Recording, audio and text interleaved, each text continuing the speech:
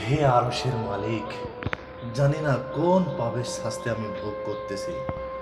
বহুদিন ধরে আমি ভালো নেই, ভালো থাকার কোনো কারণও নাই আমার জীবনে। এই পবিত্র রজনীতে, এই রমজান মাসেও মানসিক অশান্তি বেদনা বুকে নিয়ে বেঁচে আছি। প্রতিটা মুহূর্তে আমি অশান্তিতে ভুগতেছি। ভালো থাকার কোনো কারণ খুঁজে পাইনি আমি এখনো। জানি না মালিক, কবে ভালো থাকতে পারবো, কবে একটু শান্তি পাবো।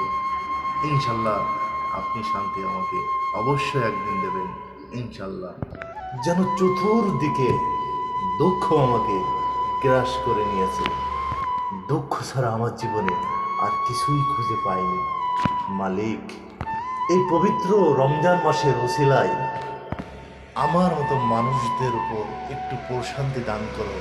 হে দয়ার সাগর রহমানুর রহিম, আল্লাহ তুমি একটু প্রশান্তি দান করো। ভালো থাকবেন। আসসালামু আলাইকুম। যশোর মনিরামপুর, বাহির করে আমতলা। ধন্যবাদ সবাইকে।